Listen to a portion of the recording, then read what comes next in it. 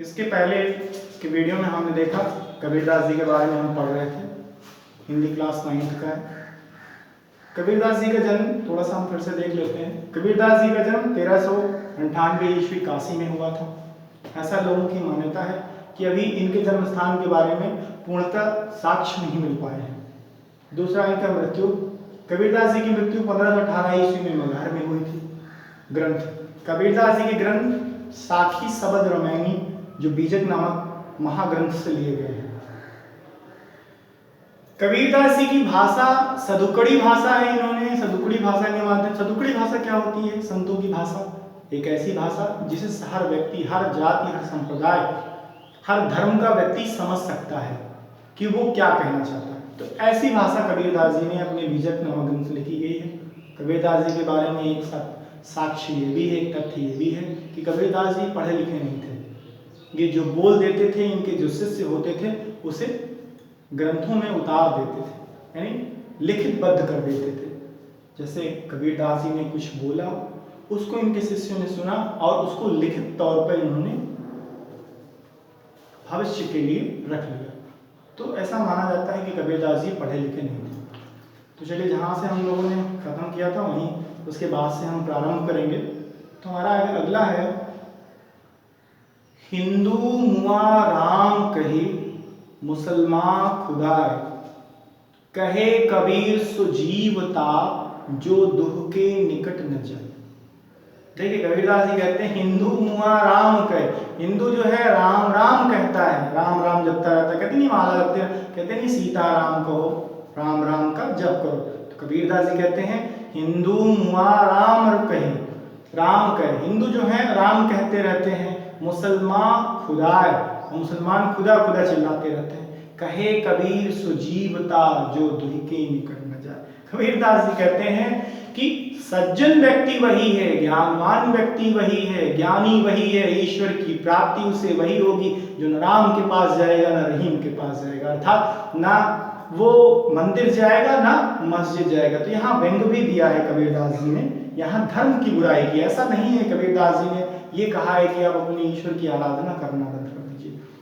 इस पंक्ति के माध्यम से कबीरदास जी उन लोगों को आगाह करना चाहते हैं जो धर्म के नाम पे आडंबर करते हैं, जो धर्म को कहते हैं कि हम मुस्लिम हैं, हम मुस्लिम धर्म के अनुयायी हैं, हम हिंदू धर्म के अनुयायी, हम सिख धर्म के अनुयायी। उन लोगों का विरोध करते हैं कि आप मानवता हैं, आप मानवता से जुड़े हुए हैं और मानवता का ईश्वर एक ही है। हर व्यक्ति के अंदर वही खून है, हर व्यक्ति के अंदर वही धर्म है, वही फीलिंग है, जिसे आप एक दूसरे से बयां करते हैं, एक दूसरे को कहते हैं, एक दूसरे को स्पर्श करते हैं, वही वात्सल्य, वही करुण है। तो इन सब चीजों का उन्होंने, इन आडंबरों का उन्होंने खंडन किया है। इसके माध्यम से वो कहना चाहते हैं कबीरदास जी कि जो धर्मावलंबी हैं, जो बताते हैं कि हम इस धर्म के अनुयायी हैं, हम हिंदू धर्म के अनुयायी हैं, हम मुस्लिम धर्म के अनुयायी हैं, उनका उन्होंने खंडन किया है। उनके लिए उन्होंने कहा हिंदू मुआ राम कहे। हिंदू जो है वो राम कह करके, मुसलमान खुदा, मुसलमान जो है खुदा खुदा रटते रहते हैं, हिंदू राम राम रटते रहते हैं। कहे कबीर सुजीवता जो दुख के निकट न जाए।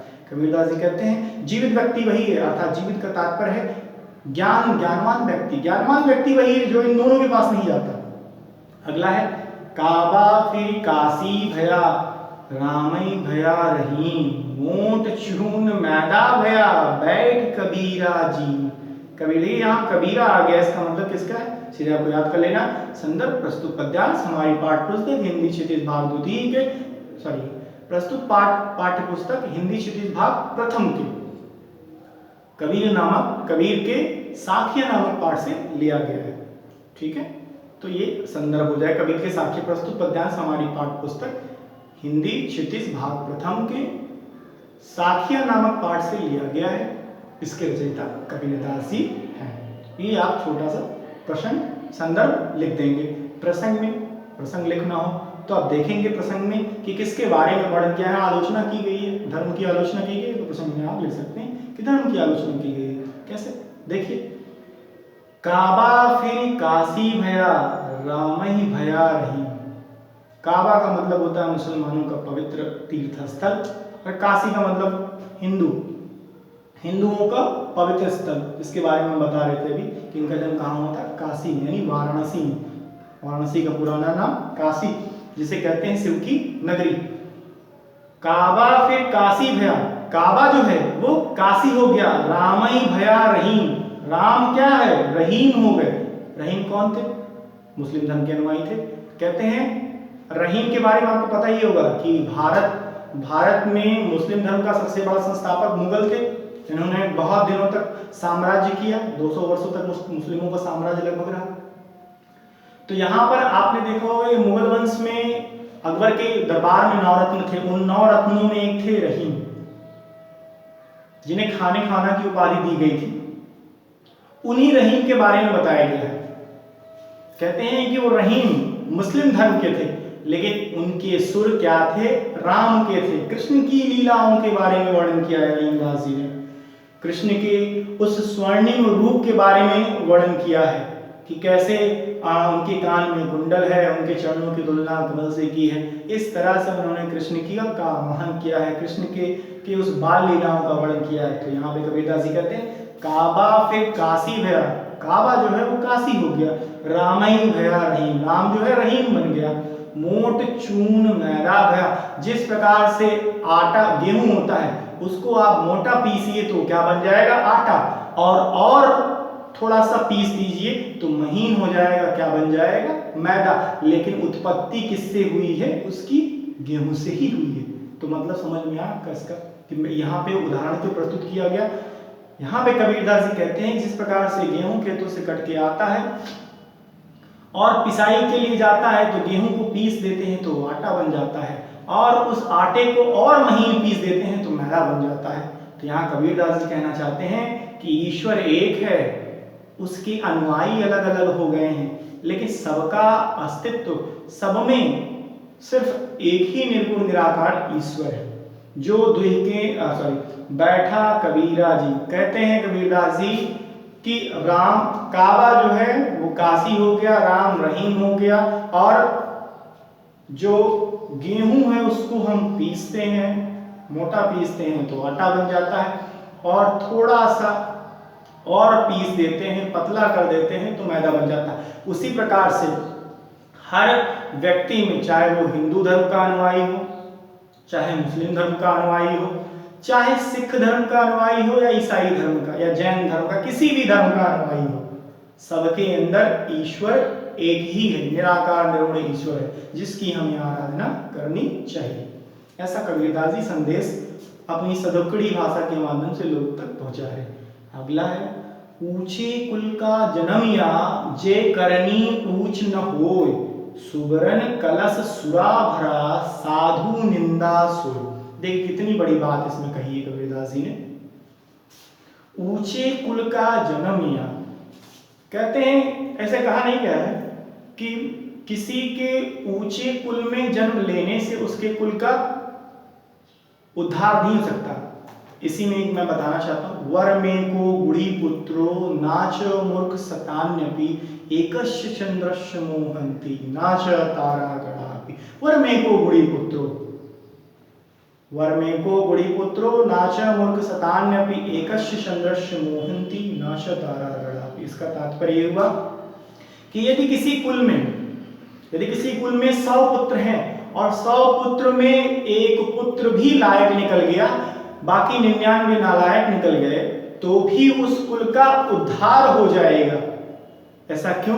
क्योंकि वह एक जो पुत्र है वो किसके समान है, नाच एक वर में को गुड़ी पुत्रो नाच मूर्ख सतान्यपि एकस्य चंद्रस्य, एकस्य चंद्रस्य, वो एक पुत्र किसके समान है, चंद्रमा के समान है, जो रात्रि के अंधेरे में असंख्य तारों के बीच में रहता है और बिना तारों के सहायता के ही प्रकाश पूरे पृथ्वी लोक पर फैला देता है, पूरे ब्रह्मांड में फैला देता है। लेकिन असंख्य तारे मिलकर के भी उतना प्रकाश पृथ्वी लोक या और आसपास के ब्रह्मांड में नहीं फैला पाते जितना वो चंद्रमा अकेले फैलाता है। तो वही कबीरदास जी कहना चाहते हैं अपनी कविताओं के माध्यम से कि ऊंचे कुल का जन्मिया जे करनी ऊंच न हो। ऊंचे कुल, यहाँ ऊंचे कुल का तात्पर्य है कि किसी का कुल बहुत ऊंचा हो, उस कुल में किसी व्यक्ति का जन्म हो जाए और उस व्यक्ति की करनी ऊंची ना हो तो उसके जीवन का कोई मतलब नहीं है। ऊंचे कुल का जन्मिया जे करनी ऊंच न हो। यदि कोई व्यक्ति ऊंचे कुल में जन्म लिया और उसकी करनी ऊंची नहीं है तो उसके कुल की मर्यादा को लोग नहीं देखते। इसीलिए तो भगवान राम ने कहा था कि जब उनके पिता से कैकेयी ने वर मांगे, 2 वर मांगे, उसमें राम को 14 वर्ष का वनवास और भरत को राजगद्दी, अयोध्या की राजगद्दी भरत को। तो उन्होंने राम से कहा, राजा दशरथ ने राम से कहा कि राम, तुम मेरी बातों, मेरे वचनों की परवाह मत करो, तुम इसको डिनाई कर दो, तुम इसको मना कर दो कि तुम्हें नहीं अपने पिता का वचन मानना है।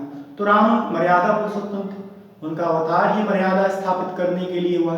युग कितने प्रकार के होते हैं मैंने आपको पहले भी वीडियो में पहले भी बताए हैं, क्लासेस में, ऑफलाइन क्लासेस में मैंने बताया। युग 4 प्रकार के होते हैं। पहला युग कौन सा है? सतयुग, जिसमें वराह अवतार हुआ था भगवान का। दूसरा युग क्या है? त्रेता युग। दूसरा युग क्या है? त्रेता युग, जिसमें राम का अवतार हुआ, 1000 वर्षों तक राज्य किया। तीसरा युग क्या है? द्वापर, जिसमें कृष्ण का अवतार हुआ। चौथा युग जो आधुनिक युग है, जिसमें हम अवतार लिए, हम मनुष्य अवतार लिए हैं, वो कलयुग है। कलयुग का अंत भी कैसे होगा? कल्कि से भगवान की उत्पत्ति होगी, कल्कि नाम से, और उसी समय दुष्टों का संहार करके इस युग का अंत करेंगे। फिर से नया युग सतयुग लगेगा। ये अंतराल काफी वर्षों के बाद आएगा, ये आज का अंतराल नहीं, कई वर्ष लगेंगे इसको आने में। तो यहाँ पे क्या कह रहे हैं? ऊंचे, हाँ, तो मैं बता रहा था राम के बारे में। तो उसमें मैंने बताया आपको कि जब राजा दशरथ ने राम से कहा कि राम, तुम अपने पिता की अवहेलना कर दो और इस वचन को पूरा करने के लिए तुम बाध्य नहीं, क्योंकि मैंने ये दृढ़ निश्चय बना लिया था कि इस राज्य का सिंहासन मेरा बड़ा पुत्र राम ही राजा बनेगा। तो राजा दशरथ किस कुल से थे? रघुकुल रीत सदा चली आई, प्राण जाहि पर वचन न जाए। वो उस रघुकुल के रघुवंशी थे, सूर्यवंशी थे, रघुवंशी, रघु के पुत्र थे, रघु उनके पूर्वज थे, तो उस वंश के थे। तो रघुकुल रीत सदा, रघुकुलों का ये था कि वो जो वचन दे देते थे उसके लिए अपने प्राण गवा देते थे। वचन पूरा कर, उन्होंने कह दिया कि आपकी सुरक्षा मैं करूंगा, तो जिस व्यक्ति को उन्होंने वचन दिया है उस व्यक्ति को अपने वचन पूर्ण करने के लिए अपने प्राणों की आहुति लगा देते थे। रघुकुल रीत सदा चली आई, प्राण जाहि पर वचन न जाए। कि प्राण तो मेरे जा सकते हैं लेकिन वचन कभी भी खाली नहीं जाएगा। यदि मैंने वचन दे दिया तो उसको पूरा करूंगा। तो राम अपने पिता से कहते हैं कि पिता, मैंने तो आपको वचन, आपने तो मेरी माता से वचन दिया है, कई माता को वचन दिया कि राम 14 वर्ष का वनवास करेंगे और भरत राजगद्दी पे बैठेंगे। तो ये वचन मैं नहीं तोड़ सकता, क्योंकि ये मेरे कुल की मर्यादा के खिलाफ है। मेरा कुल रघुवंशी है। यहाँ पे वचनों की पूर्ति के लिए लोग अपने प्राणों की आहुति दे चुके हैं और आगे भी देते रहेंगे। तो यहाँ राम ने क्या किया? ऊंचे कुल का जन्मिया, ऊंचे कुल का जन्मिया जे करनी ऊंच न हो। यहाँ इस कबीरदास जी के दोहे का ठीक विपरीत राम ने किया। ऊंचे कुल का जन्मिया ऊंच करनी होय। करनी कैसी है? उनकी ऊंची है। ऊंचे कुल में जन्म लिए, उनकी करनी भी ऊंची थी, इसलिए 14 वर्ष का वनवास किया, तब जाकर के राम राज्य की स्थापना की। अयोध्या से, अवधपुरी से राम राज्य की स्थापना की और उस राम राज्य को 1000 वर्षों तक चलाया। अब कबीरदास जी के माध्यम से देखते हैं आगे। ऊंचे कुल का जन्मिया जे करनी ऊंच न होए। ऊंचे कुल में जन्म लेने वाला व्यक्ति अगर उसकी करनी ऊंची नहीं है तो उसके कुल की अवहेलना कर करके लोग उसके अवगुणों का बखान करते हैं। यानी अर्थात यदि किसी ऊंचे कुल में कोई व्यक्ति जन्म लिया है और उसकी करनी ऊंची नहीं है, तो लोग उसके अवगुणों का बखान पूरे संसार में करते हैं। किसके अंदर कितने अवगुण भरे हुए हैं। सुबिरन कलश, जिस प्रकार सुबरन कलश सुरा भरा साधु निंदा सो। जिस प्रकार से साधु निंदा करते हैं, ज्ञानवान व्यक्ति निंदा करते हैं, किस चीज की निंदा करते हैं? सुवर्ण कलश। सुवर्ण कलश, सुवर्ण कलश का मतलब क्या हुआ? सुवर्ण कलश का मतलब स्वर्ण कलश, सोने का कलश। जिस प्रकार से एक सोने का कलश सुरा भरा, उसमें सुरा का मतलब क्या हुआ? मदिरा। मदिरा का मतलब वाइन, जिसको अल्कोहल बोलते हैं, वाइन, शराब, मदिरा भरा हो। जिस प्रकार से एक सोने के कलश में, यदि सोने का कलश, सबको स्वर्ण से प्रेम है, सोने से प्रेम है, उसके अंदर चमक होती है, तो स्वर्ण तो कोई डिनाई नहीं कर सकता, कोई मना नहीं कर सकता कि हाँ भाई हमें स्वर्ण नहीं लेना, सोना नहीं लेना। तो कहते हैं सोना बहुत पवित्र है, लेकिन उसके अंदर क्या भरा हुआ है? सुरा, मदिरा भरी हुई है। और ऐसे स्वर्ण कलश की निंदा करते हैं कौन? ज्ञानवान व्यक्ति, साधु व्यक्ति। अर्थात स्वर्ण कलश की तुलना इससे किससे की गई है? कुल से। यहाँ पे कबीरदास जी दूसरी पंक्ति में ये कहना चाहते हैं कि जो ऊंचा कुल है वो दूसरी पंक्ति में कह रहे हैं कि स्वर्ण कलश के समान है, और करनी नीच किसके समान है? सुरा के समान है।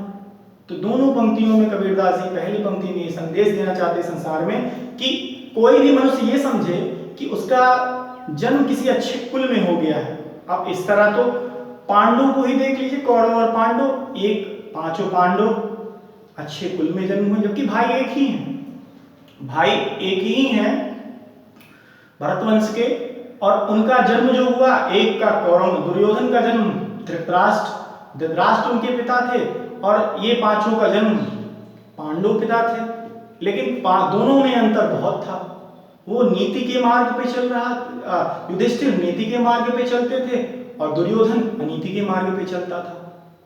कुल तो दोनों का एक ही है, एक ही कुल के थे, लेकिन एक नीतिबद्ध कार्य करना चाहता था, एक अनीतिबद्ध कार्य करता था, यही अंतर है। तो यहाँ पे कहना चाहते हैं कि कबीरदास जी कि अच्छे कुल में जन्म ले लेने से आपके कर्म में कोई परिवर्तन नहीं होता। आपको कर्म अच्छे करने पड़ेंगे अच्छे कुल को बचाने के लिए। यदि आप अच्छे कुल में जन्म ले लेते हैं और कर्म भी अच्छा नहीं करते, तो आपके कुल का ध्यान ना रखते हुए आपकी निंदा पूरे संसार में होगी। जिस प्रकार से साधु निंदा करते हैं उस सोने के घड़े का, जिसमें क्या भरा हुआ है? सुरा। सुरा का तात्पर्य क्या हुआ? वाइन, जिसको बोलते हैं आप शराब, मदिरा। तो सोने के घड़े में मदिरा अगर भरी हुई है तो साधु उसकी निंदा करेंगे। ये था साखियों से लिया गया था। इसमें 7 दोहे थे जिसको हमने एक एक करके देखे। अब इसके बाद शब्द से लिया गया है ये भाग, शब्द के पद से लिया गया। इसमें 2 पद हैं। इन दोनों पदों के माध्यम से कबीरदास जी लोगों तक यह संदेश बताना चाहते हैं। पहली पंक्ति है, जैसा इसको मैं थोड़ा सा एक्सप्लेन करता हूं फिर बताता हूं आपको। मोको कहाँ ढूंढो बंदे, डैश डैश डैश सब श्वासों की श्वास में। कबीरदास जी कहते हैं कि ईश्वर, कबीरदास जी अपनी पंक्तियों के माध्यम से ईश्वर का संदेश लोगों तक पहुंचाना चाहते हैं। कहते हैं ईश्वर कहता है कहाँ कहाँ मुझे ढूंढ रहे, कोई मंदिर मस्जिद देवालय कहाँ क्यों ढूंढ रहे हो? अपने मन में झांको, आपके मन में मैं खुद वास करता हूँ, क्योंकि आप जीवात्मा हैं और मैं परम आत्मा हूँ। परम आत्मा ईश्वर परम है, परम ब्रह्म है। उसी से अलग विलग होकर के जीवात्मा इस मृत्यु लोक पर दुख भोग रहा है। जब मृत्यु लोक पूर्ण होगा उसका समय, तो वो पुनः ईश्वर की प्राप्ति कर लेगा, उस परमात्मा में विलीन हो जाएगा। तो कबीरदास जी ईश्वर के माध्यम से ईश्वर का संदेश लोगों तक पहुंचा रहे हैं अपनी सदुपड़ी भाषा में। कहते हैं, देखिए कितना सरल तरीके से कबीरदास जी ने लिखा है। इसके अर्थ आप बहुत आसानी से अलग कर सकते हैं। बोर्ड में ये कई बार आ चुका है, तो इस पे आपको विशेष तौर पे ध्यान देना है। दोनों पदों पे, एक मोको कहाँ ढूंढो बंदे, डैश डैश डैश सब श्वासों की श्वास में। दूसरा जो है उसके नीचे दूसरा, संतो भाई आई ज्ञान की आंधीरे भया तम खीना था। तो पहला हम देखते हैं, मोको कहाँ ढूंढो बंदे, मैं तो तेरे पास में ना मैं देवल ना मैं मस्जिद ना काबे कैलाश में, ना तो कौनो क्रिया कर्म में नहीं योग बैराग में, ना तो कौनो क्रिया कर्म में नहीं योग बैराग में, खोजी होए तो तुरते मिली हों पल भर की तलाश में, कहे कबीर सुन भाई साधो सब श्वासों की श्वास में। तो इसका अगर संदर्भ लिखना होगा तो आप कैसे लिखेंगे? संदर्भ प्रस्तुत पद्यांश हमारी पाठ्य पुस्तक हिंदी क्षितिज भाग प्रथम के शबद पद नामक पाठ से लिया गया है। इसके रचयिता निर्गुण निराकार ईश्वर की आराधना करने वाले कबीरदास जी हैं। प्रसंग प्रस्तुत पद्यांश में कबीरदास जी ने ईश्वर प्राप्ति के मार्ग को सरल किया है कि ईश्वर प्राप्ति का मार्ग कितना सरल है, उसे कैसे प्राप्त किया जा सकता है, अर्थात ईश्वर का वास कहाँ है। इन पंक्तियों के माध्यम से कबीरदास जी बताना चाहते हैं। भावार्थ देखते हैं। मोको कहाँ ढूंढो बंदे मैं तो तेरे पास हूँ। हे बंदे, हे मनुष्य, यहाँ बंदे का तात्पर्य है मानवता को समझा रहे हैं, प्राणियों को समझा रहे हैं। हे प्राणियों, हे मनुष्य, मुझे कहाँ ढूंढ रहे हो तुम? मैं तो तेरे पास हूँ, मैं तो तुम्हारे हृदय में हूँ, मैं तुम्हारी आत्मा में हूँ। ना मैं देवल ना मैं मस्जिद, ना मैं किसी देवल का मतलब देवालय, देवल का मतलब मंदिर से मतलब है देवालय, ना मैं मस्जिद, ना ही मैं किसी मस्जिद में हूँ, ना काबे कैलाश में, काबा का मतलब मैंने बताया था मुस्लिमों का पवित्र तीर्थ स्थल है, ना मैं काबा, ना ही मैं काबा में हूँ, ना ही कैलाश में। कैलाश का मतलब कैलाश मानसरोवर की बात कर रहा है, जहाँ मैंने इसके पहले की पंक्तियों में बताया था आपको कि कैलाश मानसरोवर जहाँ पर शिव जी का वास है, कैलाश पर्वत के बारे में बात कर रहे हैं यहाँ पे। काबे कैलाश में, ना तो कोनो क्रियाकर्म, क्रियाकर्म का मतलब योग वैराग्य इस तरह की चीजें जो आश्रम होते हैं, गृहस्थ आश्रम, वानप्रस्थ आश्रम, ब्रह्मचर्य आश्रम, उन आश्रमों के बारे में बता रहा है। योग धर्म, ना तो कौन क्रियाकर्म, ना ही मैंने किसी क्रियाकर्मी हूँ कि आप पूजा पाठ करो, हवन करो, इस तरह की चीजों में मेरा वास नहीं है। ऐसा कबीरदास जी ईश्वर के माध्यम से कह रहे हैं। नहीं योग वैराग, ना ही योग वैराग में है कि तुम योगी बन जाओ, वैरागी बन जाओ, गृहस्थ आश्रम छोड़ दो, वानप्रस्थ आश्रम पकड़ लो या कुछ भी करो, इस तरह की चीजों से मैं नहीं मिलने वाला। कहते हैं साफ तौर पे कबीरदास जी ईश्वर के माध्यम से कहते हैं इस तरह की चीजों से मैं तुम्हें नहीं मिलूंगा। कहते हैं फिर कैसे मिलूंगा? फिर मन में एक सवाल आता है कि भाई इस तरह नहीं मिलेंगे, योग करने से नहीं मिलेंगे, पूजा पाठ से नहीं मिलेंगे, मिलेंगे कैसे?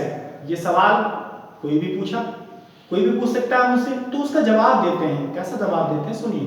खोजी हो तो तुरते हैं मिली हैं, खोजने पर तुरंत मिल जाऊंगा, पल भर की तलाश में, थोड़ी सी तलाश अगर आप प्रारंभ करिए तो मैं तुरंत मिल जाऊंगा। कहें कबीर सुन भाई साधु, कबीरदास जी कहते हैं कि हे साधु, हे संतों, हे मनुष्य, सुनो सब श्वासों की श्वास में, मैं सब श्वासों की श्वास में हूं।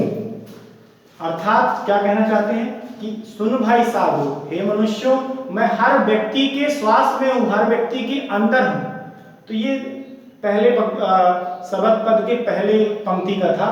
अब इसके बाद जो दूसरी पंक्ति है उसको हम अगले वीडियो में प्रस्तुत करेंगे। दूसरी पंक्ति के माध्यम से हम देखेंगे कि इसमें कबीरदास जी ने लोगों को क्या संदेश दिया। Thank you.